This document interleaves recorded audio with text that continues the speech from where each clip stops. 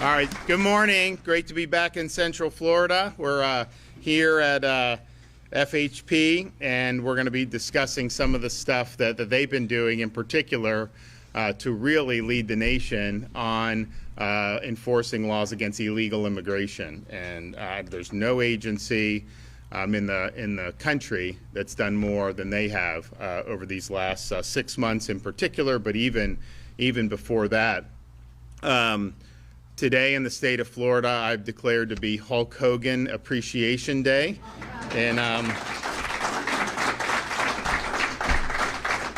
in recognition of somebody who was obviously a major figure for many, many decades, particularly for people in my generation, was a big guy, and was right there in the Tampa Bay area for many, many decades. So all I'll tell you is make sure on this day that you're training, saying your prayers, and eating your vitamins, brother, because he would have wanted you to do that.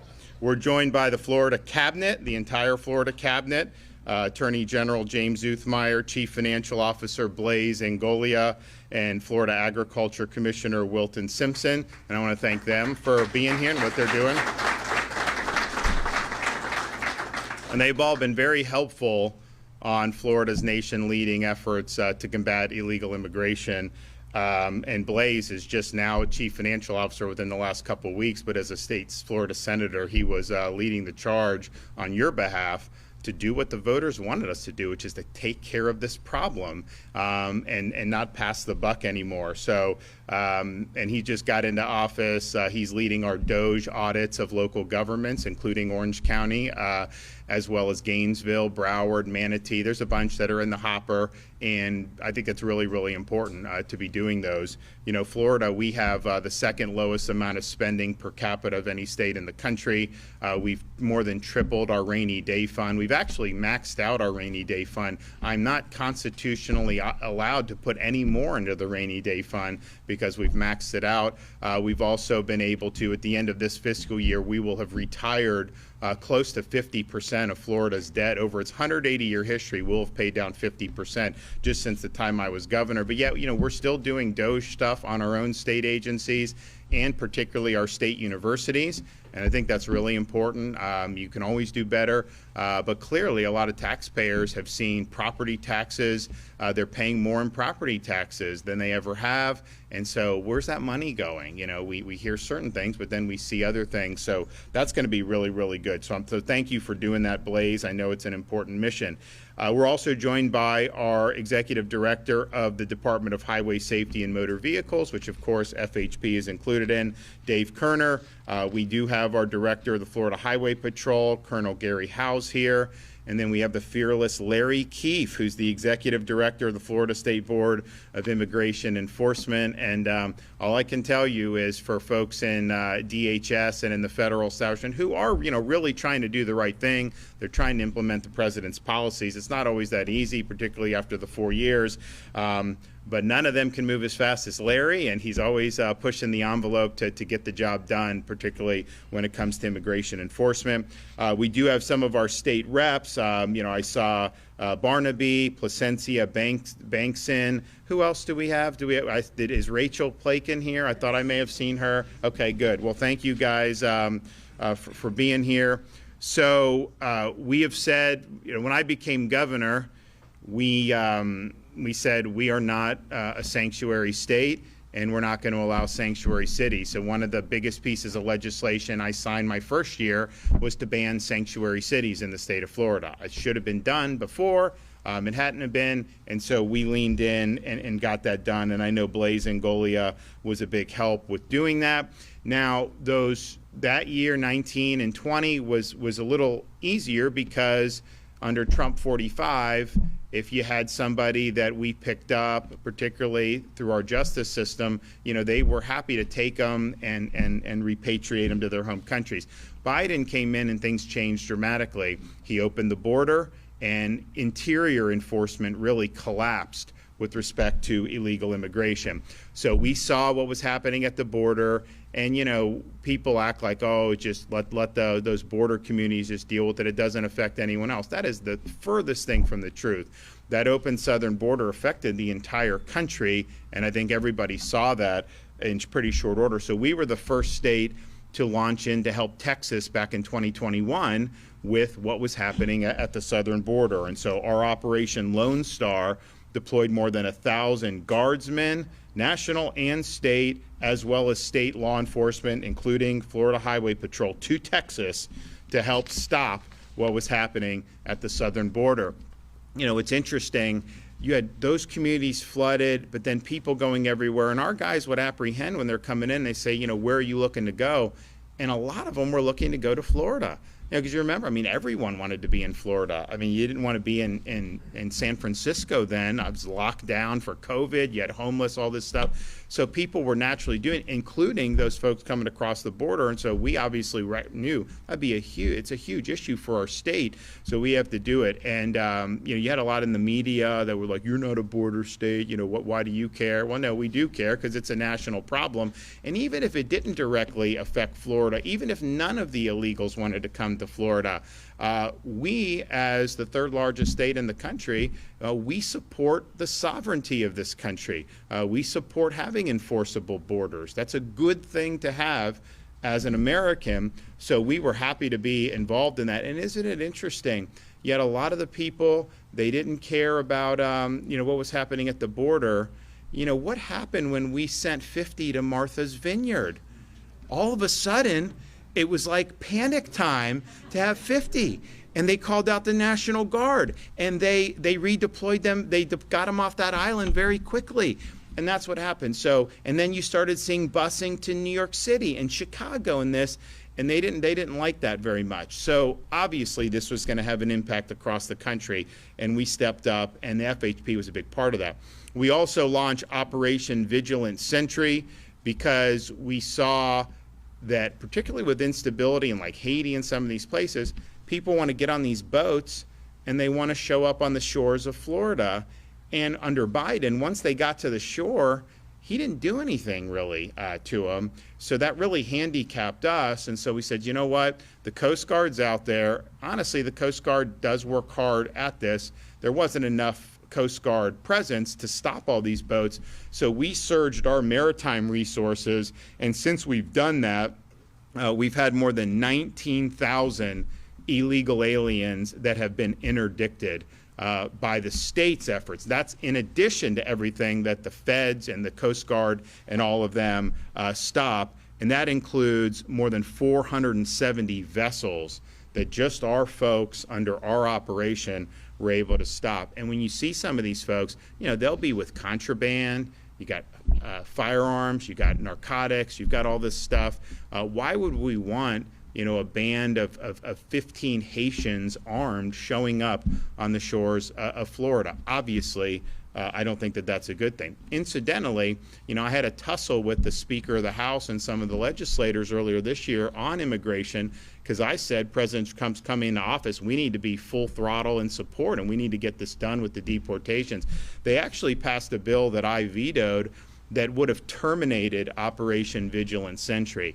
And so those illegals on those boats would have been able to pour in to this country. And, you know, Blaze was one of the ones that was standing with you on that. But I vetoed that legislation. And the legislation we eventually got in was able to supplement what we were already doing, which I think is really, really significant. But just keep in mind, all this was done under a state of emergency for immigration, similar to what President Trump has done federally. And if you terminate that and you take the power away from the governor to be able to do any immigration enforcement, you have no maritime interdictions. Obviously, the southern border, that's not an issue anymore because that's been taken care of, I think, very well. But all the stuff we're doing interior, above and beyond what we would do just in the normal course of law enforcement, requires that authority. We did do the transport program. Obviously, a lot of people remember Martha's Vineyard, and that really helped open the eyes of, I think, a lot of people around the country that this is a major problem. But, you know, there was New York City, Chicago, California. There was a lot of stuff going on, and those are sanctuary jurisdictions. And so they say they're sanctuary jurisdictions, but then they don't like when folks are being funneled there. And so it's interesting how that works out. We've also done a lot of strong legislation. We have enacted, finally, E-Verify legislation for legal workforce. We also made sure that there would be no IDs issued to illegal aliens in the state of Florida. Now, we don't do driver's licenses for illegals. We would never do that. But local governments wanted to issue IDs, not drivers, but IDs. Even nonprofits wanted to do it, and we said, no, we're not going to do that. And we don't recognize IDs issued by sanctuary states like California. So if you're illegally here, they issue you an ID. You come here, we won't do it. And that's the thing. If you don't want illegal immigration, then you can't provide any type of benefits to illegal immigration. That's one of the reasons we worked hard to get rid of in-state tuition at our colleges for illegals. That was instituted before I became governor. That's an incentive for people to want to be in the country illegally. ID cards and benefits are incentives. So we've worked really hard to police that, and I think we've done that better than any other state in the country. Now, that's all great, all the stuff that we did leading up. But when the Trump administration was getting ready to take office, we knew we had an opportunity to be huge partners in the efforts of actually seeing our laws enforced, actually restoring the country's sovereignty. And that, yes, that involves the southern border, and fortunately, they're able to handle that at the federal level without needing the support of states like Florida. But then what about the interior of the country and all the things that's happened over these many years with millions and millions plowing in? Even people that come in on like a visa and stay, there's huge problems that come with all this stuff. So what tools do we have? Well, there's a program, a federal program called 287G, and Biden basically mothballed it when he was in for 4 years. But what it does is it allows ICE to delegate to state and local law enforcement the authority to perform specified immigration functions under the agency's direction and oversight. And so people will say you have federal, the immigration's federal, and that's true. But shouldn't states be able to supplement that? And of course they should be able to. And so this provides a framework to be able to do that. So ICE operations can partner with our state and local agencies to identify and remove both criminal aliens and run-of-the-mill illegal aliens that are in our communities. So to date, more than 1,800 Florida Highway Patrol troopers have completed their 287G training and have received their credentials. We have more than 100 FHP troopers that have been sworn in as Deputy U.S. Marshals, which gives them the ability to execute federal search warrants on the worst of the worst in terms of illegals that are in our state. We also have active 287G agreements with the Florida Department of Law Enforcement, Fish and Wildlife, and the Florida State Guard, and we've even expanded into some of our regulatory spaces. Now, because of the legislation I signed earlier this year, we required participation of all local and state agencies. State agencies is easy because I will just tell them, hey, you got to do it, let's do it, and they were eager to do it. Mark Glass at FDLE, Dave Kerner, they were ready, willing, and able to do it. Didn't have to twist their arm. That wouldn't have been true with every local, municipal, or county law enforcement agency. That's just the fact. They are all have a duty under the law to participate, and that means all 67 counties have signed agreements through their sheriff's department with the 287G program, and many, many municipalities have done the same. It's interesting with FHP and kind of all they've done. They were doing a lot with the border. They were doing a lot to help mitigate the damage Biden was doing here interior.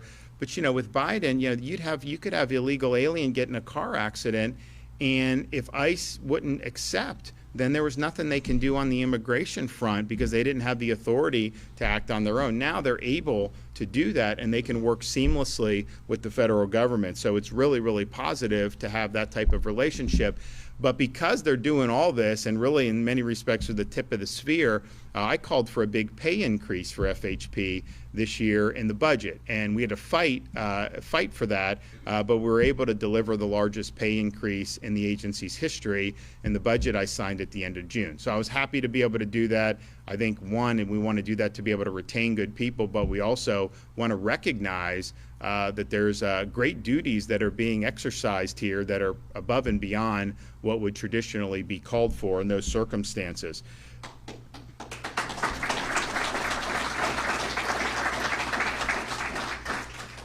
as we're working with the feds, and Larry keeps working with them as kind of our liaison, we're like, okay, you know, what do you need, this, that, and the other thing. And everything we were doing was great, but we were able to apprehend illegal aliens faster than the federal government could detain, process, and deport them. And part of that is they just didn't have enough space. Now, we had some of our local facilities. You'd have sheriffs could put some people for somewhere, but that really isn't going to be enough.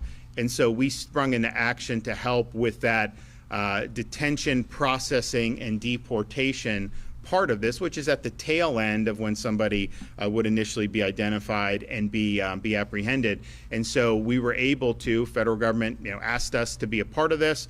We're doing it. We created the facility, Alligator Alcatraz.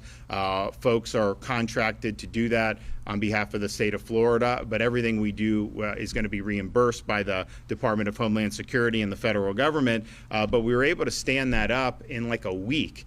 And you now have a situation where you have thousands of folks that can be there for processing and ultimately for removal. And there's this massive airstrip. I don't know, it was built many decades ago, but massive airstrip. They've built, you know, all this stuff. It's all temporary, but they've built it. So you literally could have people, you drive them 2,000 feet, they get on a plane, and then they're gone. So thus far, we've had over 600 that have been deported from Alligator Alcatraz by ICE, and that cadence is starting to rapidly increase. And that's what I've told people. It's like, you know, our interest is to facilitate the removal of illegal aliens. It's not to just, you know, what New York was doing, they were just putting them up in these luxury hotels at your expense. Like, I have no desire to do that. Our detention and processing is all leading into the removal. And so that cadence is important. The more that's there, the more we'll be able to send, or DHS can send. And I've said we're even willing to expand that footprint if we need it, to Camp Blanding in Northeast Florida, and maybe even some others. But that's ramping up. I think it's doing good, but we want to see even more into the future. So the need, as I said, was simply because FHP is out there and they're able to interact and they're able to apprehend very quickly and very efficiently. You think about the roadways that are out there. We want safe roadways. We want safe streets. The reality is, you know, some of these people that are coming here illegally, you know, they are not trained to drive the way we would do to get a license. They're not licensed drivers in the state of Florida. And you do see a lot of really tragic situations. And, you know, we have a state rep in the Florida House of Representatives, Cayenne Michael in Northeast Florida. You know, her son was killed by an illegal alien driver. And it's just thinking to yourself, you know, it's like, why? This person shouldn't have even been on the streets. It had no right to be driving a car here, and yet they're out there, and now all of a sudden she lost her son. So the number of angel moms that I've met over the years whose son or daughter was killed by an illegal alien driver, I mean, it's pretty significant. And it's so unnecessary and so avoidable. So FHP, I guarantee you, with the apprehensions they've already done, I guarantee you they've saved many lives. Because if they weren't out there doing that, it was just a matter of time before you would see, maybe traffic, maybe otherwise, you absolutely would have seen lives taken had they not gotten these folks off the street.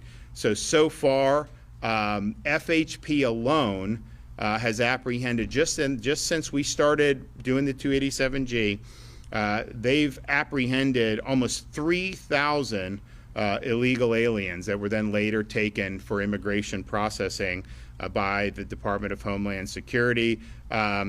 Over 500 of them already had an existing criminal record. They're actually convicted of things. It's like, why are you in the country when you've already been convicted of something, when you never had a right to be here in the first place? Our state troopers have stopped vehicles with illegal aliens that were possessing weapons, fentanyl, as well as large sums of cash, which, you know, having large sums of cash in and of itself, a crime, and good on you if you're able to do that. But when I see it with fentanyl and I see it with narcotics, I think, okay, I know where that money's coming from, right? I mean, it's not like you're just out there working as an accountant 9 to 5. So they've uncovered human smuggling operations that are working deep within our state. Just in the past month, FHP has arrested a member of Tren de Aragua gang, which is a Venezuelan gang designated as a foreign terrorist group right here in Orange County, who had an extensive criminal history and an existing warrant. Up in North Florida in Wakulla County, FHP arrested an illegal alien who is a member of MS-13 gang. In Broward County, they arrested an illegal who's a member of the 18th Street gang from Guatemala, who had 2 prior removals from the United States. I mean, what are we even doing letting people come in multiple times like that? In Osceola County, they arrested an illegal alien who struck and killed a pedestrian and then fled the scene. Palm Beach County, they arrested an illegal wanted for murder in Guatemala. And in Hernando County, they arrested an illegal who was trafficking 30 pounds of marijuana. Those are just some examples from just the last month of what FHP's been doing. They've also assisted federal partners at Homeland Security and ICE with more than 470 joint operations leading to the arrest of illegal aliens. In April, many of you remember, Florida conducted a statewide operation, Operation Tidal Wave, in conjunction with our federal partners, and that led to the arrest of over 1,100 criminal illegal aliens in 1 week. That's the largest number in a single state in 1 week in the entire history of ICE as an organization.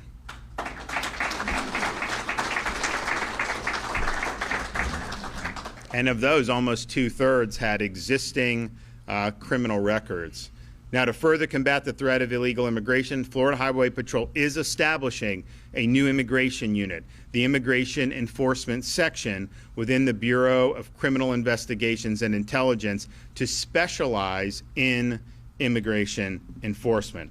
This team of mission-dedicated troopers will work in close contact with local, state, and federal law enforcement partners to identify, locate, and apprehend criminal aliens across the state. We're proud of the great work that FHP is doing. I want to thank Director Dave Kerner for leading the charge. There's no other state in the country that can match our efforts. In fact, there's no other state that is even in the ballpark of our efforts. And you remember when the president came down to South Florida to tour the alligator facility, he said, and his key people like Stephen Miller said, we need other states to be doing this. You're eligible to have it reimbursed by the federal government, so it isn't like it's going to be a cost on your budget ultimately. It's just the front.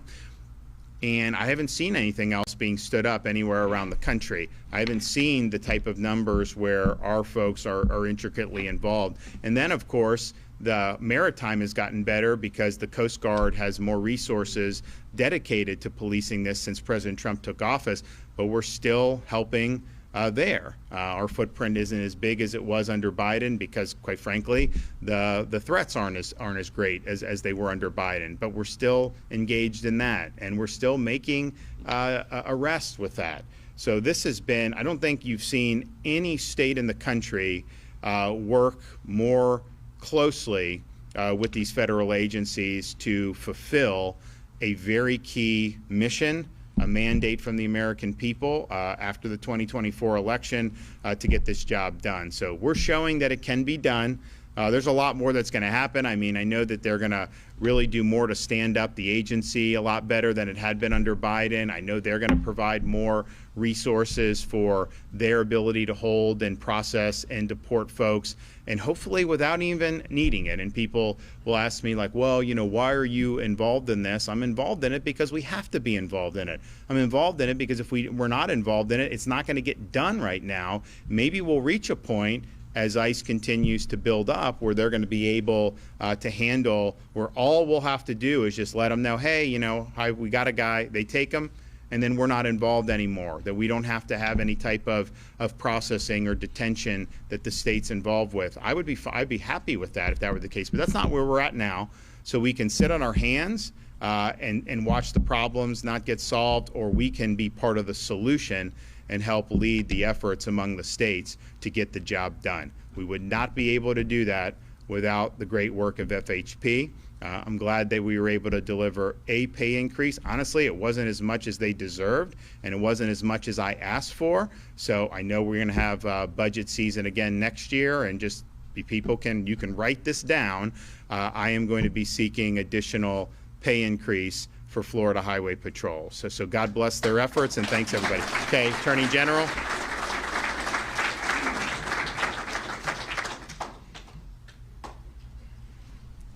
Hey everyone, Attorney General James Uthmeyer here.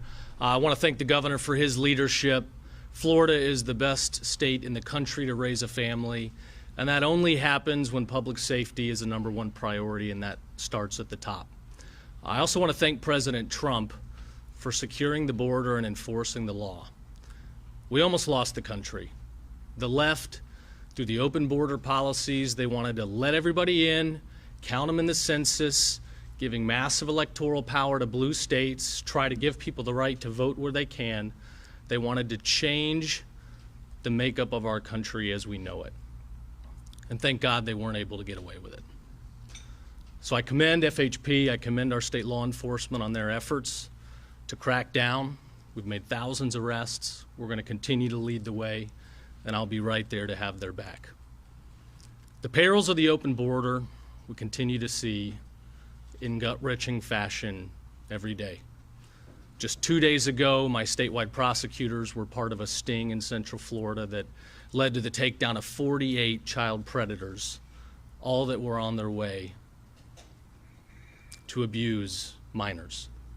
7 of those individuals were illegals. They'll be under ICE detainers. They'll be sent back where they came from after they serve their time.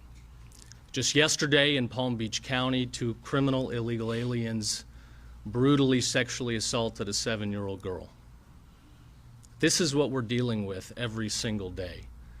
These are the very real perils of the open border policies. So while the Democrat officials want to sit there outside Alligator Alcatraz and cry because people have to brush their teeth in the same room as a toilet, which is a bathroom, people, real American families, are suffering every single day. And if you're an undocumented person who's not one of those malicious people, you have the opportunity to self-deport, where you can come back in legally through the right channels. But if you don't want to take advantage of that, we're going to detain, we're going to deport, and we're going to deliver for the American people.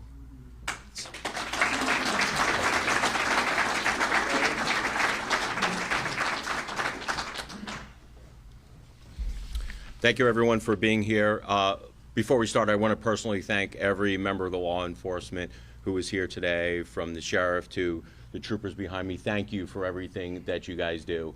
And it's because of you guys and the hard work of our governor that we are leading once again when it comes to cracking down on illegal immigration. So everyone in the room, I know this is a press conference, please give a big round of applause to these guys.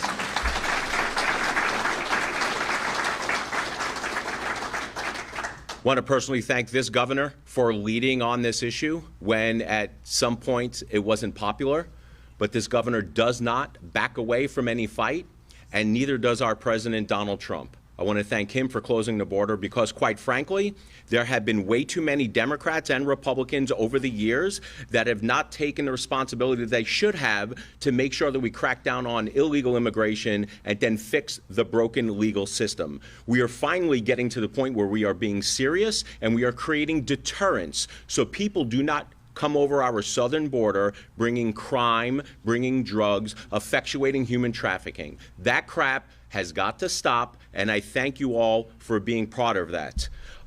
The state of Florida is continuing to lead on cracking down on illegal immigration. We are #1 when it comes to people signing up for immigration enforcement under the 287G program. We were one of the first ones to start putting new laws on the books, quite frankly, while the old federal laws were not being followed by the Biden administration. Because let's not forget, the reason why the states had to get involved was because the federal government under the Biden administration adopted a de facto facto open borders policy that created this whole environment that we're in right now. So every time you hear someone on the left crying about illegal immigration enforcement, let's remind them about the people who have died at the hands of illegal immigrants because they allowed it over the southern border. And to the Democrats who are crying about illegal Alcatraz and the cost, we have always said, Republicans have always said that there is a cost to illegal immigration. There is a human cost, and then there is an actual financial cost. So I don't want to hear anyone talk about the money that we're putting up for Alligator Alcatraz in order to actually deport the criminal illegal aliens and those who are pouring over the border, because I didn't hear them say crap about spending $2 billion on hotel rooms in New York City for illegal immigrants.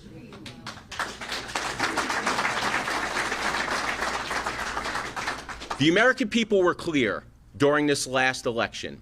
It was a mandate. The number one issue on everyone's minds was illegal immigration.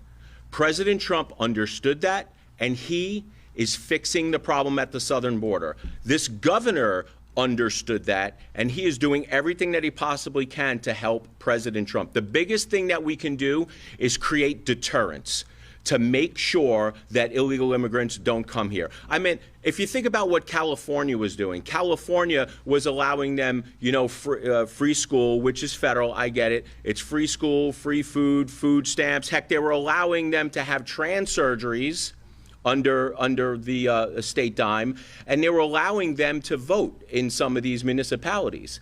Those deterrents that have to stop. So every time when you hear this governor and the legislature who's been doing some good work on this create laws, we are creating the deterrents. And there's no bigger deterrent than these guys behind me. That if they know if they're going to be in our communities, ravaging in communities, committing crimes, they're going to wind up back in their home country through Alligator Alcatraz. Guys, I thank you for everything that you do, and it is a pleasure being here today cracking down on this stuff.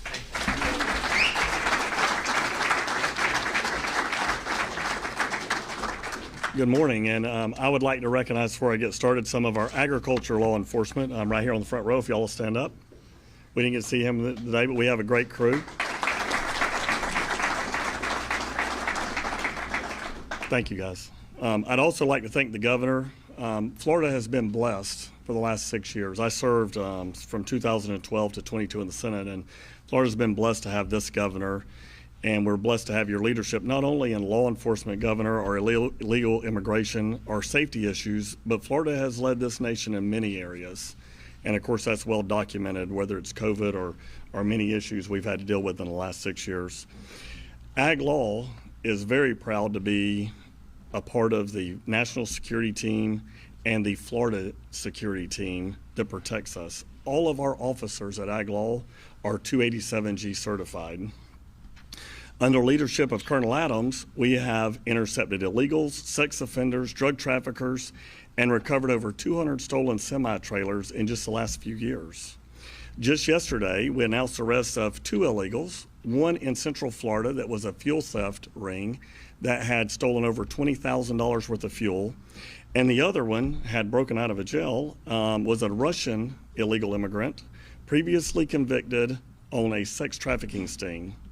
So Ag Law has been an amazing force multiplier right alongside our federal, state, and local partners. We've worked with all the sheriffs in this state, and they've done an amazing job. And if you go to their website and look, you'll see every day they are announcing arrests.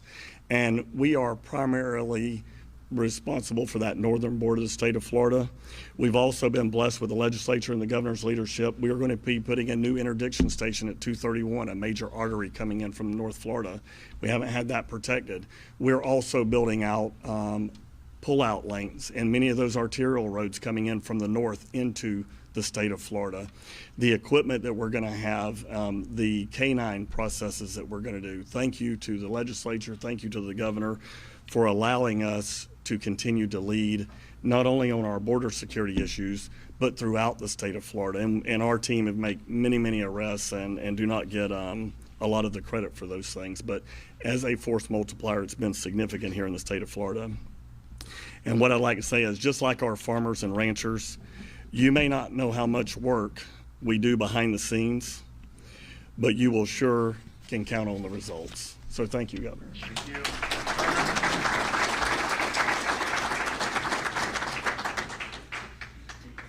Governor, members of the Cabinet, my name is Dave Kerner. I have the honor and privilege of serving as the Executive Director of the Department of Highway Safety and Motor Vehicles. And with that appointment, I work on behalf of the Governor and the Cabinet to manage the operations, the day-to-day operations of the Florida Highway Patrol and other divisions of the department. And it is a huge honor to be standing with these men and women behind me, these state troopers. I know some of them personally. I don't know all 2,000 personally, but I know them to be just outstanding, motivated, incredibly hardworking, diligent law enforcement officers. And for me, it has been a blessing of a lifetime to watch this agency get the full value and the full potential under Governor DeSantis' leadership. And these guys are out here kicking butt and they're taking names. I'm born and raised in Florida, and so I've always been a fan of Florida Highway Patrol. But I always thought that if they had the right leadership, they could do so much more for the men and women in this state and our residents. And so under the governor's leadership, we've really seen this agency take on incredibly challenging situations and missions and execute just perfectly on it. So it's such an honor to be here with each and every one of you. And you have our deepest respects for what you guys do each day, day in and day out. And to our members of the Cabinet, to the Attorney General, these troopers see your leadership. They see the way that you're fighting in the court of law for their rights, for their ability to enforce the law. It does not go unnoticed. Chief Financial Officer Blaise Ngoli, you blazed right in, and you've done a hell of a job. Well, you've been here a couple of weeks, and you already have your law enforcement officers getting with ours and getting ready to get to work, do incredible things. We're excited to have you here on the state of Florida team, on the executive branch. And to the Commissioner, just like with Florida Highway Patrol, sir, I've seen a transformation in your men and women in uniform since you took over. I mean, it must have been a rough couple of years in the last administration, but we've seen what's happened. It's night and day, and we see it. Colonel Howes and our troopers see you all out there on the interstates doing the Lord's work, and we're thankful for your service, and we know that you're risking your lives, and you're right here on the same team. And so it's incredible to see all of our state law enforcement really just have incredible value to this state. Our immigration enforcement section is going to be, I think, first in the nation. I don't think any other state is doing what the state of Florida is doing. And so this unit will be specifically, even though we have 2,000 troopers already out there doing the Lord's work, this unit will be 24/7 coordinating, deconflicting. We're about to have hundreds, if not thousands, of sheriff's deputies and police department officers coming online. This unit will be responsible for coordinating with the federal government and making sure we're maximizing our utility as law enforcement officers to apprehend and deport illegal immigrants. And before this press conference started, we had a chance to huddle up with the governor, and the governor said, you know, say whatever it is you need to say to the public. He kind of took the chains off, as he's known for doing. And so the first thing I wanted to say, which isn't on the script, is Governor Colonel Howes and I and the Florida Highway Patrol had an opportunity to have an awards banquet for the Florida Highway Patrol, where we recognize all the troopers doing a great job. But there was a representative from the Department of Homeland Security that showed up and wanted to make sure that we honored the Florida Highway Patrol. So what I had the honor of receiving on behalf of the Florida Highway Patrol is the first ever Secretary's Commendation given to the Florida Highway Patrol, issued by the Secretary of Homeland Security. This is representative of many things. It's a beautiful certificate, but it's so much more than that. And I want to talk about something that's going down right now in Palm Beach County, and I want to address it head on because the public deserves to know, and quite frankly, candor and being transparent is an important part of leading a law enforcement agency. What this certificate represents is first in the nation 287G, first in the nation to arrest under 287G, almost 3,000 arrests, and the Department of Homeland Security is recognizing them. But each one of those arrests is a story. And right now there was an arrest that happened in Palm Beach County a couple months ago, rather, and the press has run with it from a false narrative, and they're trying to change the history. So I want to address it head on. And I want to talk about a larger issue just very briefly. So these are the facts. This is what happened. A traffic stop happened by the Florida Highway Patrol. They had reasonable suspicion that there were undocumented immigrants in the vehicle. We called for Border Patrol's assistance, as we always do. We always work with our federal partners.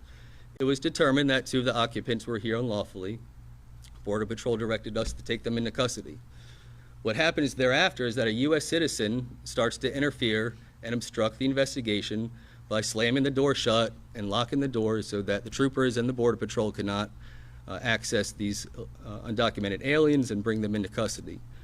Of course, the troopers did exactly what they're supposed to do. They arrested that U.S. citizen for obstruction of justice under 843.02 Florida state statutes. Time goes on. In fact, the resistance was so severe, by the way, that the Border Patrol had to use a taser on one of the subjects.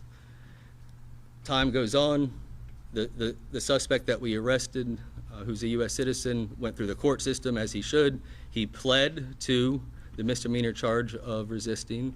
He agreed to anger management, for one, and community service, and pled out on the misdemeanor charge. And what has transpired since then, I guess because the media has made a debacle of this, saying that it was a miscarriage of justice, is that the prosecutor in Palm Beach County unilaterally, after this plea was done, okay, this plea is signed by the state attorney, it's signed by the defendant, it's signed by the attorney for the defendant, and when I say it's signed by the state attorney, it's the assistant state attorney, the prosecutor, and they all agreed this is what happened and this is what the punishment should be. And I'm speaking as a former prosecutor. This is what due process looks like, and a defendant doesn't plead to a criminal charge unless they're aware that they've done it and they should pay the price. So what happens is the press comes out and calls it a miscarriage of justice, and unilaterally, now several months later after this arrest, the prosecutor in Palm Beach County goes and tears this agreement up and dismisses the charges and says he doesn't have to be held accountable. That is a miscarriage of justice.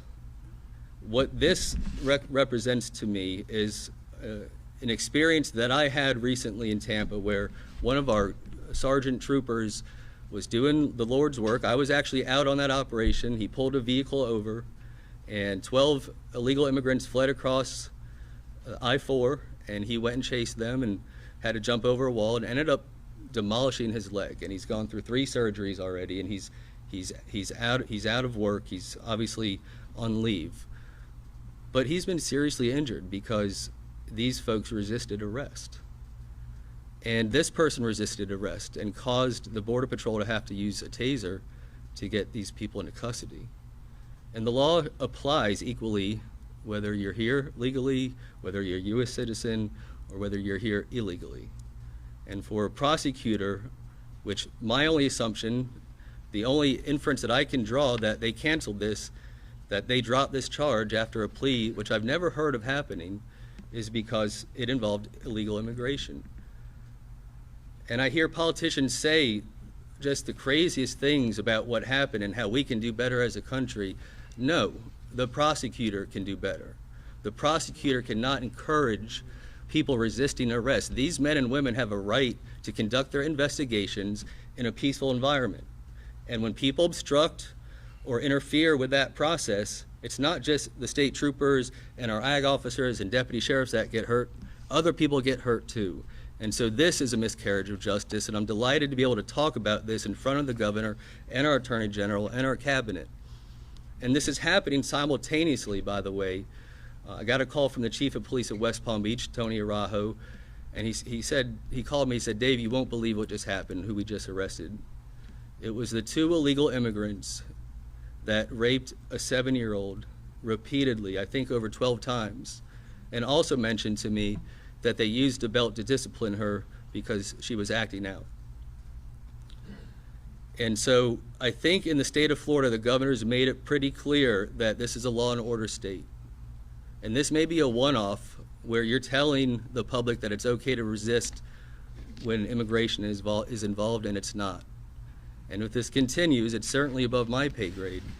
But I do not think it's going to end well for that prosecutor. I think she should be focused on obtaining the death penalty sentence for these 2 illegal aliens that raped a 7-year-old repeatedly. I think that's what she should be focusing her time on.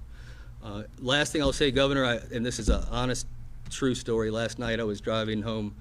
I was thinking about this press conference, and the song Write This Down came on by George Strait. And you had mentioned earlier, write this down. about the pay raises for these troopers and these officers. So I wrote it down, right out of George Strait. And what you've done and what these leaders have done, what the legislature in this last session has done, is monumental. I know there's a desire to go further. Whether that happens or not, I know that I speak on behalf of Colonel Howes and these state troopers that we will always be honored to engage in these missions that we're assigned, and will do with diligence and integrity. Thank you, Governor.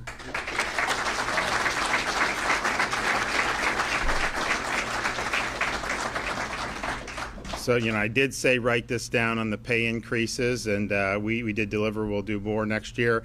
But you're also going to have an opportunity, in keeping with the George Strait theme, with respect to property tax, if you want to vote yourself relief on November 2026 ballot, you'll be able to check yes or no. It'll be up to you. So next.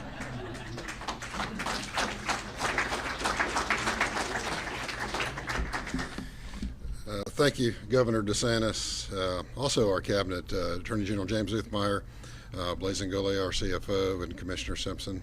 Thank you for being here. Thank you for your support of Florida law enforcement. It's unprecedented, I think, in the country. It's why Florida is considered the most law enforcement friendly state. But specifically, Governor DeSantis, thank you for your unwavering support of your Florida Highway Patrol troopers. Thank you. Florida Highway Patrol has remained steadfast in answering the call for the many pressing challenges of illegal immigration. While the governor and others have highlighted many accomplishments Florida has achieved while working as a coordinated team, I want to take a few minutes to give you the perspective of a trooper. The men and women that are truly on the front lines every day engaging illegal immigration on our roadways. Every day, every shift, 24/7.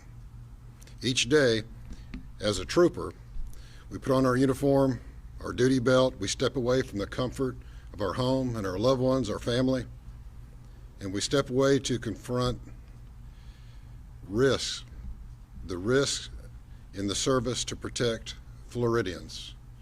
But not just Floridians. We also have an estimated 143 million annually legal visitors to Florida. To note, Florida is one of the most sought out places to go, not just in the country, but in the world. And these men and women are out making sure our roads are as safe as they can be as they all travel here. Our troopers train months and months and then continue training throughout their career, preparing for unpredictable and being in harm's way. They train for that.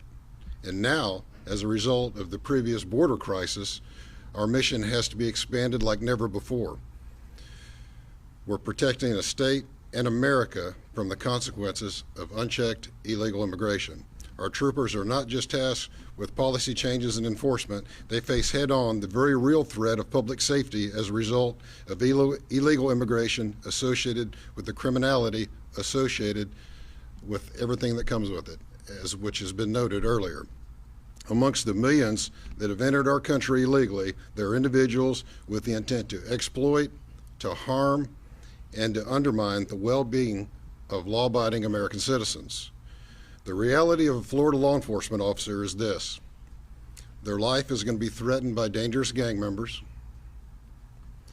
Their work is going to be criticized, distorted, and by some media masqueraded as journalists, twisted. Your name is going to be publicized and slandered in an effort to shame and humiliate your commitment to serve. Your family, your loved ones, they may be doxxed, targeted, and threatened because of your calling to help others. We've had to adopt and be proficient with new systems, new reporting requirements, and new operational expectations. Yet, our public safety mission remains. We embrace the reality that the majority of American citizens, and especially Floridians, they count on us to fulfill our duty. Florida law enforcement must do all of this on top of our core mission responsibilities, such as engaging and stopping reckless criminals, threatening innocent motorists running up and down our highways, pursuing those fleeing from justice, executing state and federal warrants, and responding to the always evolving disturbances of the day that impede the welfare and the safety of innocent others. This is what the Florida Highway Patrol does every day. Not only have we answered the call for our expanding immigration enforcement responsibilities, we will never turn a blind eye to criminals or illegal behavior. And we will continue to meet the public expectation to provide professional and efficient law enforcement services. We're proud of and we're thankful for the trust put into us by our federal law enforcement partners, and remain fully committed to protect them and their families from doxing and criminal harassment. They're more than just partners to us, they're part of us. Florida is a law and order state, and we will not tolerate lawlessness. We will not stand back from our duty. I'd like to provide a message to our troopers here, our troopers that may be listening, and really law enforcement in general. Thank you. Thank you for your selfless service to our state and our nation. You are Florida's finest, and I'm proud to serve as a trooper alongside you. Know that your elected leadership here today, they have your back. They have your back as you carry out your most important mission of our time. So thank you for what you do, and please be safe. Thank you.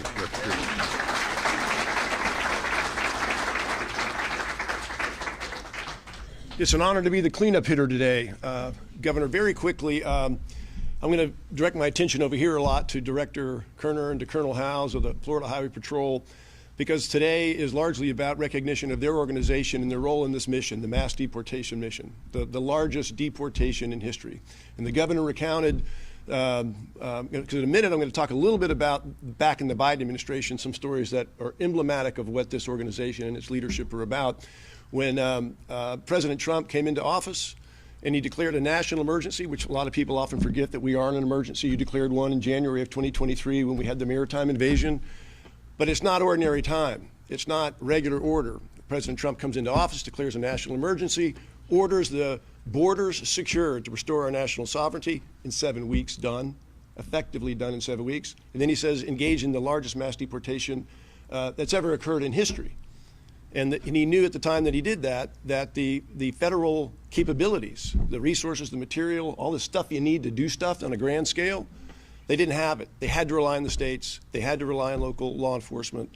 They had to rely on these force multipliers to make this thing happen. And in a second, I'm going to talk a little bit about what we're doing where now and your critical role in that process. But let me take you back in time to the Biden administration, where I spent a good amount of time at the border at the direction of the governor, assessing the situation and figuring out what we could do, because we were basically kind of fighting a battle or a war against our own country. Our own country had given up on its sovereignty and opened the borders, and there was no law and order, and all of the badness that accompanies that, drugs, human trafficking, sex trafficking, all that bundle of badness was coming in, and the leadership in this state, that many of whom are sitting right here in front of us, we're going to do whatever we could. We weren't going to say, that's the immigration. It's a federal thing. We're going to just take care of business in our state of Florida. We did everything we could. Spent a lot of time out there in the border. The governor sent and arranged to send the Florida National Guard, other state law enforcement agencies to help Texas, to help the border states secure the border, to repel the invasion. So while we're out there, everybody's kind of facing externally or outward. These highway patrol guys are very interested in forming relationships with law and order sheriffs, particularly in these sanctuary states along the southwest border. And they start moving in a few counties talking to these sheriffs that are islands, they're alone. These law and order sheriffs that want to protect the people in their county from this immigration invasion. So in addition to being on the border with the highway patrol looking outward, these guys are trying to find a way to help with the problem with the law and order sheriffs inside the country. So they did. They had already developed with the Florida Highway Patrol interdiction methods and techniques here in Florida, because even though they knew when they would catch them and they would call ICE, although ICE badly wanted to arrest them, they had been ordered by the Biden administration to let them go. But they developed the skills, they developed the techniques, they developed the strategies to do that. And then they brought these sheriffs in these blue states, in these sanctuary states, these on their own little islands to Florida to train them, to bring them here. The Florida Sheriff's Association hosted them at their annual convention. And we brought in, and there was national leadership demonstrated where there was none nationally. And Governor DeSantis and you all stepped up and took care of business. And that is where I first had got my eyes on these guys. They have the right mindset. They have the right culture. They don't sit around in offices. They make things happen. Biden administration ends. President Trump comes in. We pick up the story where I was before. Time to step up. First thing I do, second day on the job, I go to Washington to say, to DHS headquarters, ICE headquarters, and I said, I'm here on behalf of you all and you, Governor, because you all in the Florida legislature have determined this is the state's highest priority. We are lockstep with President Trump. You can't do it without us, and we're going to be your best state. And we've got some guys who I took with me up there on my first visit and said, these are the guys that are going to do it. They know how to do it, and they're the ones that know their state like the back of their hand. Every road, every nook, every cranny. They're not limited to county jurisdictions like a sheriff is. They are statewide. They go anywhere. They have complete authority, and they have the right mindset. So we came back. We went to work. You all were the first in the country to have the 287G. Your director has badge number 1. He has badge number 1, and his folks for the last 6 months have been on the roads of Florida. They know how to do it. They have the methods. They have the strategies. They have the techniques. They have the tactics. And there's 1,800 or so of them that have been doing this for 6 months. Within the last week, I think the numbers within the last week, we had last week 1,200 sheriff deputies that are now online. We had 650 FDLE agents that are now online. Other state agencies, Commissioner Simpson, your organization is online. And so what you have seen for the last 6 months, that's the best in the country, it's a warm-up. It is just a warm-up. And so now these strike teams that you're talking about with this new unit is going to have on it sheriff deputies that nobody knows their counties like a sheriff.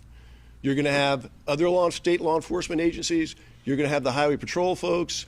Now that the detention capacity, the work that you've done and that you all have done on the detention capacity, we're no longer capped at that, where we're having to modulate and kind of tone down the effort that we're applying. So I think it's going to skyrocket. It's going to take off. Now, whenever I make remarks about what my overall view is of the find, sort, detain, deport process, much of the amazing credit goes to Kevin Guthrie, the Division of Emergency Management, the Florida National Guard, for increasing this detention capacity. That's fundamental, that's key and essential. And Kevin Guthrie, the Director of Emergency Management that everybody knows from hurricanes and all that, and his work on Alligator Alcatraz, is due credit. And he is amazing. He is an international star in the setting of making things happen in mass and scale. Well, so are these folks, and your organization and this leadership right now. So you all created the blueprint, initial blueprint of how a law and order state fights the battle. Governor, you commissioned and sent out the Florida Blueprint 1.0 back in May that had in it this thing that is now Alligator Alcatraz, the blueprint of how you do this, how state and local help the federal government accomplish the mass immigration enforcement mission. So this organization and your organization, we're ready for 2.0. Once you give us the green light, we're ready to talk about 2.0 because the situation is fluid, it's adapted, we've learned lots of lessons, and we are ready to have Blueprint 2.0 of how you do this, how you scale this. And as the President said after 2 weeks ago, Florida, great job, you've crushed it. Now go forth and help us show these other states how to do it. We're ready to do it. Okay.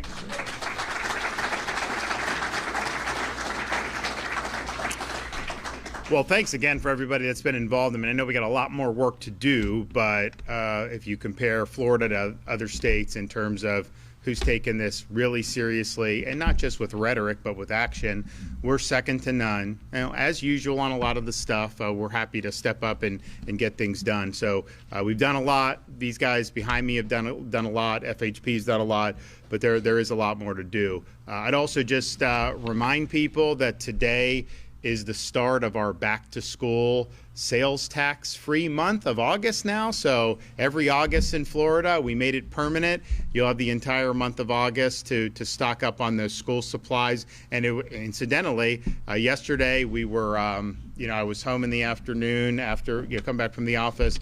And my wife's like, yeah, I'm gonna go do school shopping. The kids are gonna probably want me to come. I'm like, no, you're not. She's like, what?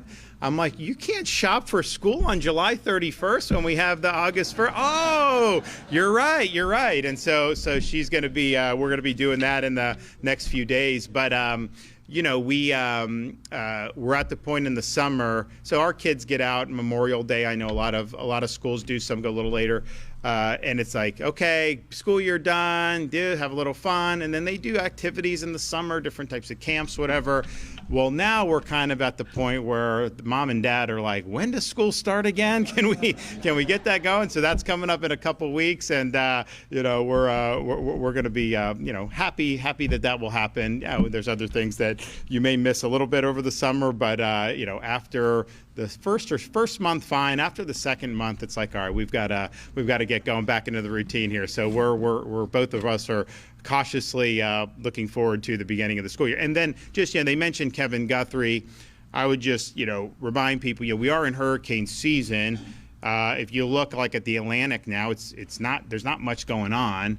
A lot of people are saying, because the media says every time it's going to be the worst ever, right? And so a lot of people, they hate when that stuff happens, because the media said 30 years ago Florida would be completely underwater by now, right? Because of global warming. So you see this stuff. So I think there's a natural reaction, because people are, if they see someone trying to scare them, they're just going to say. So like people are now looking, oh, it's been uneventful, whatever. But we're just now getting into where you would have more rapid a chance of this happening as you get into mid-August. So it looks pretty clear for the immediate future, but as you start to get into mid-August, and then September is always very difficult, and then the beginning of October as well, you can have a quiet hurricane season until it's not.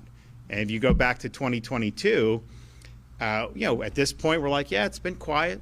Just keep to yourself. August was quiet in 2022. Then we get into the first week of September, nothing. The second week of September.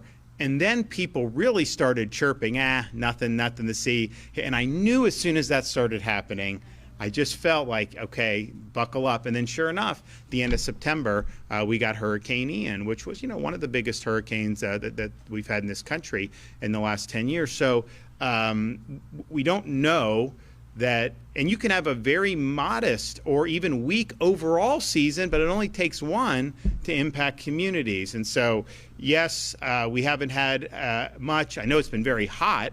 We haven't had much in the way of that activity relative to maybe what some of the predictions were thus far, but we are far from prime time for this. It's kind of like, maybe being in like the third inning. So just continue to do whatever. The back to school holiday is great for August. Disaster supplies are now permanently tax-free, so you can still do that. You've got plenty of time to do that, and hopefully you won't need it. Hopefully you guys won't see people like Kevin Guthrie on your TV a lot throughout the balance of this hurricane season, but we obviously plan and are ready to act if need be. Okay, do we got any questions? Well, look, we have laws in Florida. I fought very hard. The Attorney General was our chief of staff then, and he was fighting very hard to say that we have to impose a duty, an enforceable duty on states and you didn't need to do it on the state, but we wanted to, because I was going to do it anyway, but on the localities to participate with this effort, because if you didn't do it, you would obviously have a lot that wouldn't do it. So that's just the obligations that have been provided under law. And we expect everybody to fulfill their obligations under law, and both the Florida Constitution provides me, but then that legislation also provided supplemental authority so that the governor can ensure enforcement and that those duties are upheld. And I won't hesitate to do it, but I would just tell people, because I get like not everybody wants to see immigration laws enforced. Not everybody wants to see illegal aliens removed. Most do, and when you see that happen, and then you see less traffic problems, less stress on healthcare and schools, people really are appreciative when that happens. But I know that's not 100%. But the reality is we had that debate in Florida.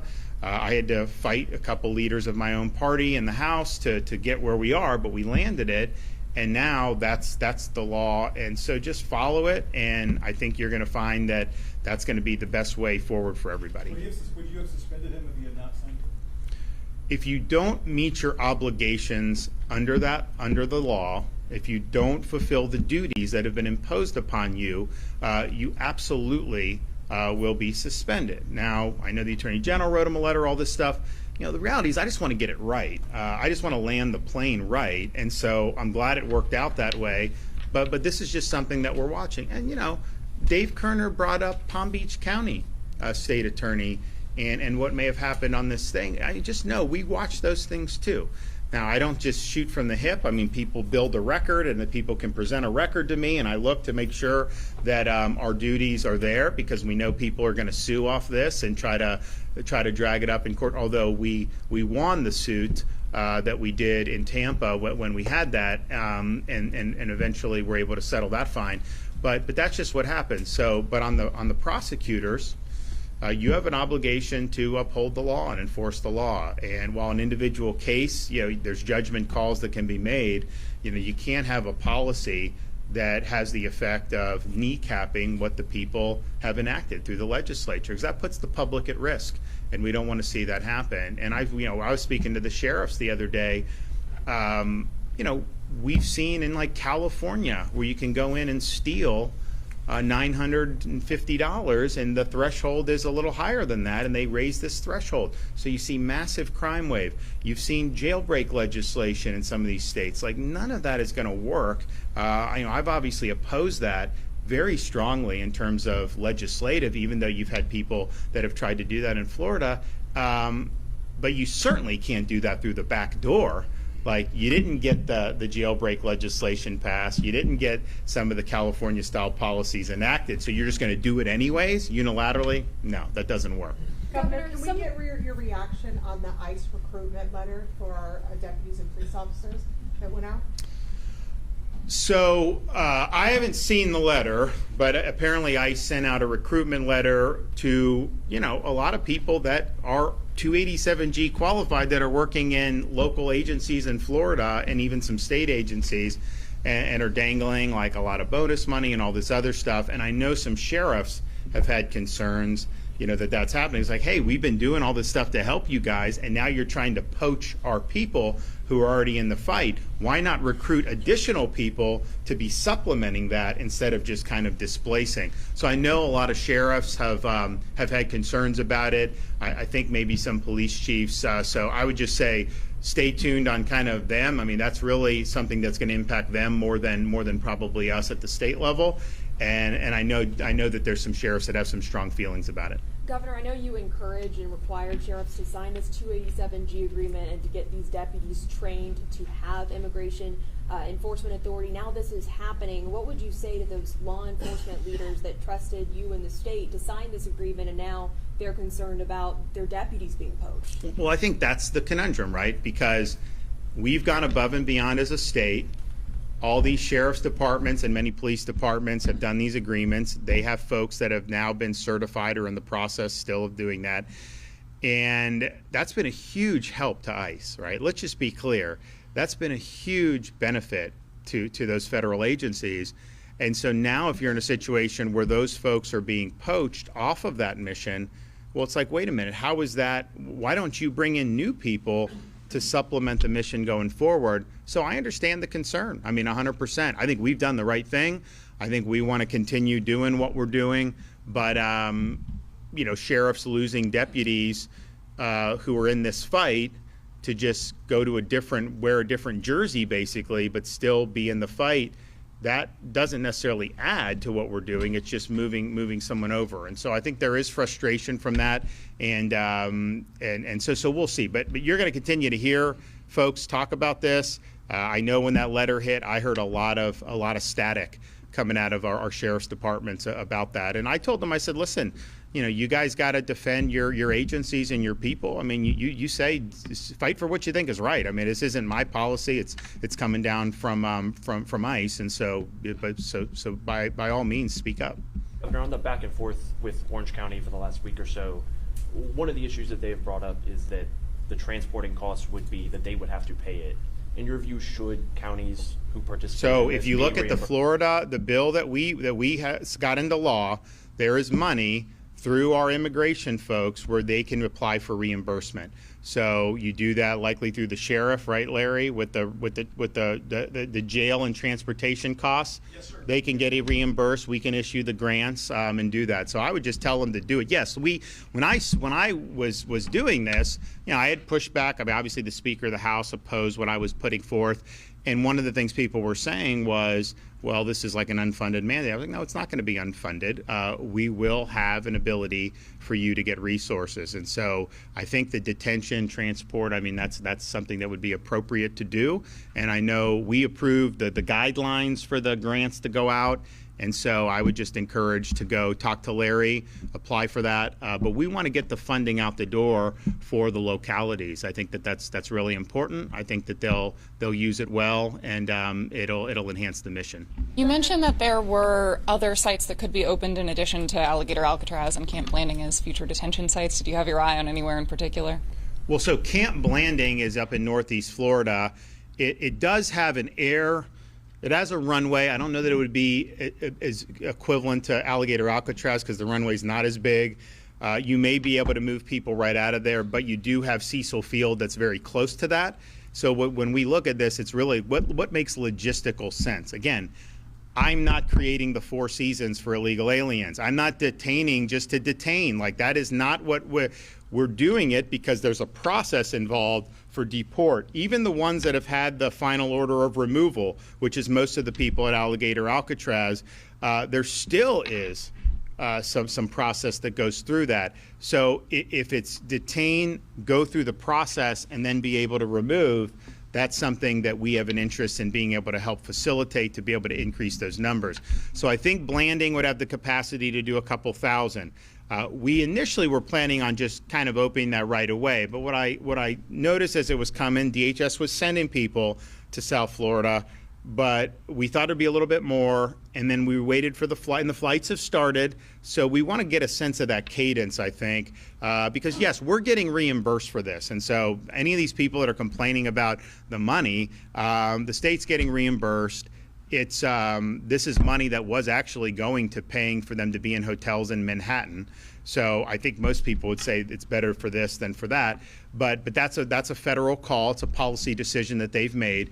So you shouldn't really worry about that. But at the same time, it's like, to be doing this, if it's not leading to real significant cadence in removals, then I'm going to wait for that. Now, if I have confidence that it will, and I think it will eventually, once that happens, then we'll go. And so Kevin Guthrie's ready. I know that they did put out the bids for it. I don't think that they've awarded the bids because we want to make sure that we know kind of what's on the horizon. The cadence is picked up down in South Florida, but we want to make sure that we're doing that. And here's the thing, as the cadence picks up, your capacity effectively expands dramatically because people will be in for a short period of time and then they go, so you can constantly backfill. So if you got a couple thousand spots, it's not like it's the static couple thousand people indefinitely. It's ideally would be you go in and then you get out pretty quickly, and that's our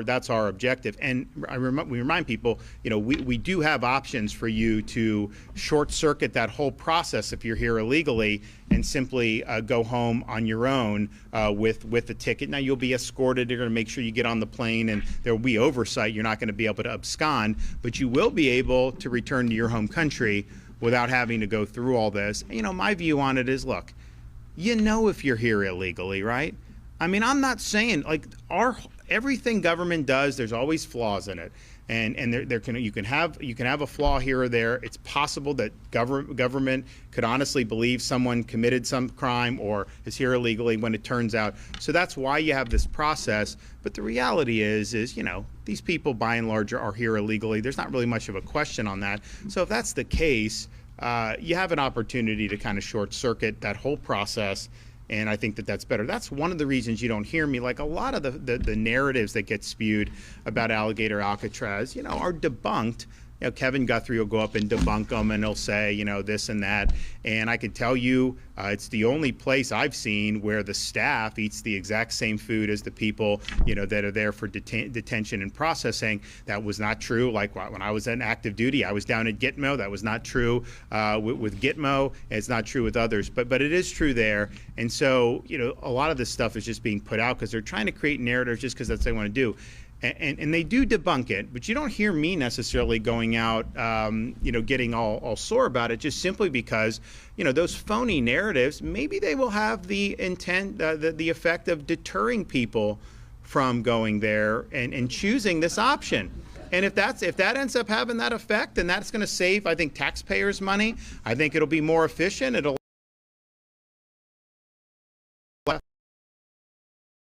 It is what it is. But yes, when they're complaining about, you know, the air conditioning being too cold or the subs not being toasted, and I'm just thinking to myself, I mean, what world do we live in that you can go to someone else's country illegally, then demand toasted hoagies? I mean, like, it just doesn't work that way. I mean, I said last week when out there, you know, one of the most successful franchises, Jimmy John's, they didn't even have toasted until they do have them now. But for a long time, they didn't have any, and they did phenomenal, and they made many hundreds of millions of dollars. I mean, it's a very successful company, and you know, my kids do like that. It's interesting, like as they.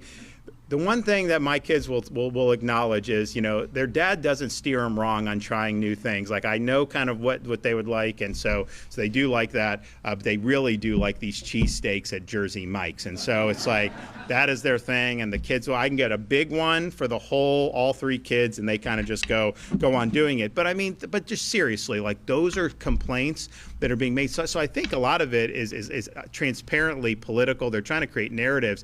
But you know, it's like if some people think that oh my gosh, like I'd rather not, okay, good, then take the plane ticket and go. I will say this though, I mean, and this is not just true with what we're seeing in Florida with some of the stuff. I think it's true nationwide with some of these Democrats. Now, I know, like, you pretty much need a search warrant to find a Democratic Party in Florida anymore with how poorly they've done. But, you know, it's fine. But put that aside.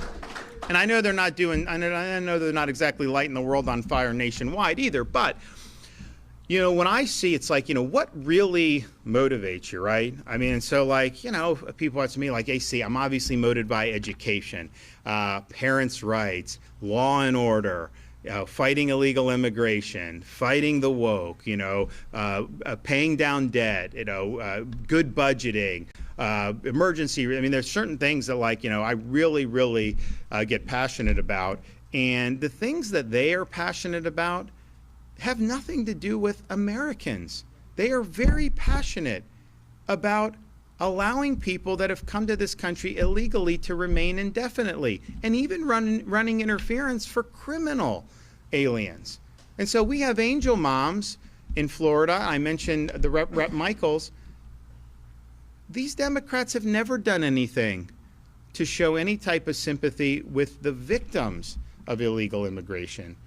They devote all their energy and attention to protesting people who are trying to solve the issue of illegal immigration.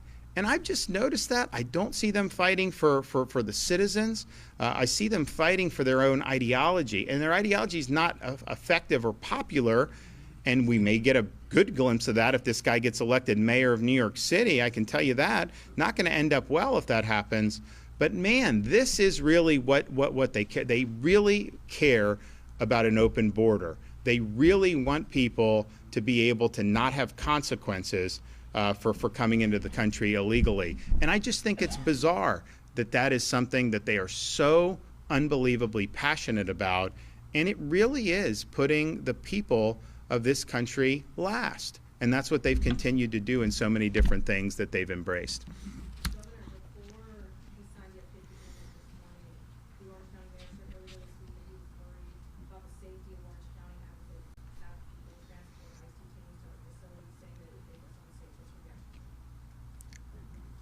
Removing criminal aliens is going to make you more safe.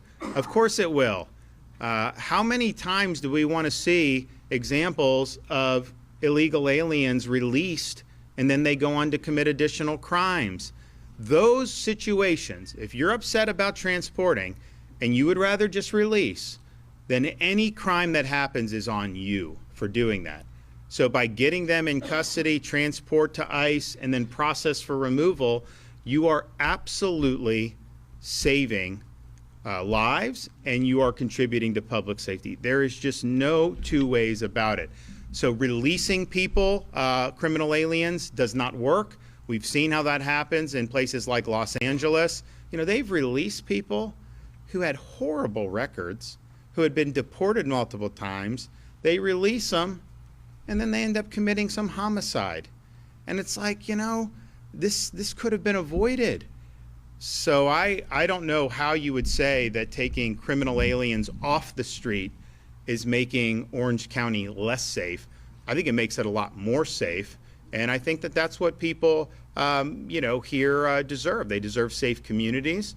You know, it's obviously a place that that still attracts folks, not just for tourists, but also for some of the businesses. There's a lot of great things that are underway here in Central Florida. I mean, it seems to me, I mean, I think Epic Universe has been a big hit. I mean, I know I was impressed with what I saw. So, you know, there's a lot of good stuff, but you need public safety. And if you don't have public safety, you know, none of this is going to work. So yes, relieving criminal aliens off the street is good policy. It is required policy in the state of Florida, probably more importantly than that. And we absolutely anticipate everybody that's going to be on the team to be able to ensure the rule of law. And, you know, the thing is people always have opportunities to talk to their reps to try to change different types of legislation if you don't like what the state's doing. Now, you're not going to get anywhere with me, but you can always try that. That's the way the system works. But we've done it the right way. The state's safer as a result. We've got a lot more work to do, I will tell you that. But I really thank everybody who's been part of this. They know that we've got their back. We are going to come back for more pay increases next year. We were happy with what we did, but we know we could have done more. You know, we had to fight. I mean, there was attempts to not only not do the pay increases by Florida Highway Patrol,